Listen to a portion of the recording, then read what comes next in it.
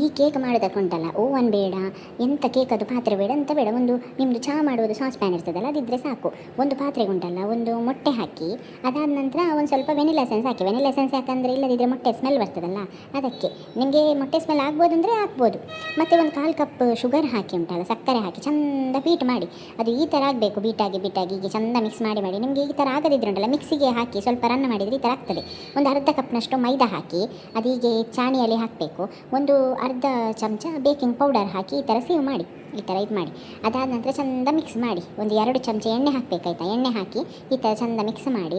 1/4 ಕಪ್ಪಷ್ಟು ಹಾಲು ಅದನ್ನು ಸ್ವಲ್ಪನೇ ಹಾಕಿ ಚಂದ ಮಾಡಿ ಮಿಕ್ಸ್ ಮಾಡಬೇಕು. ಹೀಗೆ ನೋಡಿ, ಹೀಗೆ ಚಂದ ಮಾಡಿ ಮಿಕ್ಸ್ ಮಾಡಿ ತುಂಬ ಹೊತ್ತೇನು ಮಿಕ್ಸ್ ಮಾಡಬೇಕು ಅಂತಿಲ್ಲ, ಅದು ಒಂದು ಮಿಕ್ಸ್ ಆದರೆ ಸಾಕು ಅಷ್ಟೇ. ಅದಾದ ನಂತರ ನೋಡಿ, ನಾನು ಹೇಳಿದೆಲ್ಲ ಚಹಾದ್ದು ಪಾತ್ರೆ ಉಂಟು, ಅದಕ್ಕೆ ಸ್ವಲ್ಪ ಎಣ್ಣೆ ಹಾಕಿ ಸ್ಪ್ರೆಡ್ ಮಾಡಿ. ನಿಮ್ಮ ಹತ್ರ ಈ ಥರ ಬೇಕಿಂಗ್ ಪೇಪರ್ ಇಲ್ಲದಿದ್ದರೆ ಉಂಟಲ್ಲ, ಮೈದಾ ಹಿಟ್ಟನ್ನು ಸ್ವಲ್ಪ ಹೀಗೆ ಇದು ಮಾಡ್ಬೋದು, ಡಸ್ಟ್ ಮಾಡ್ಬೋದು. ಅದಾದ ನಂತರ ನೀವು ಮಾಡಿರೋ ಇದುಂಟಲ್ಲ ಎಂತ ಹಿಟ್ಟು, ಅದನ್ನು ಹೀಗೆ ಹಾಕಿ ಸ್ವಲ್ಪ ಹೀಗೆ ಟ್ಯಾಪ್ ಮಾಡಿ. ಅದಾದ ನಂತರ ಒಂದು ತವ ಬಿಸಿ ಮಾಡಿ ಇಡಿ. ಫಸ್ಟಿಗೆ ಒಂದು 5 ನಿಮಿಷ ಜೋರಲ್ಲಿಟ್ಟು ಬಿಸಿ ಮಾಡಿ. ಅದರ ಮೇಲೆ ನೀವು ಈಗ ಹಾಕಿರೋ ಸಾಸ್ ಪ್ಯಾನಲ್ಲಿ ಹಿಟ್ಟು ಹಾಕಿದ್ರಲ್ಲ, ಅದು ಹಿಟ್ಟು ಒಂದು 25 ನಿಮಿಷ ಮೆಲ್ಲ ಉರಿಯಲ್ಲಿ ಇಟ್ಟೆ ಉಂಟಲ್ಲ, ನೋಡಿ ಒಂದು ಟೂತ್ ಪಿಕ್ ಹಾಕಿ ಚಕ್ಕ ಮಾಡಿ ಅಷ್ಟೇ.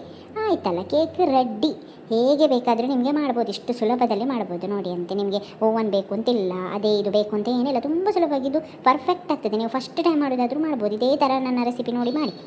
ರೆಸಿಪಿ ನೋಡಿ ಹೋಗೋದಲ್ಲ, ದಯವಿಟ್ಟು ಒಂದು ಲೈಕ್, ಸಬ್ಸ್ಕ್ರೈಬ್ ಮತ್ತು ಯಾರಿಗೆಲ್ಲ ಬೇಕು ಅವರಿಗೆ ಶೇರ್ ಮಾಡಿ ಆಯಿತಾ, ಪ್ಲೀಸ್ ಆಯಿತಾ. ಈ ಥರನೇ ಒಂದು ರೆಸಿಪಿ ಬೇಕಂದರೆ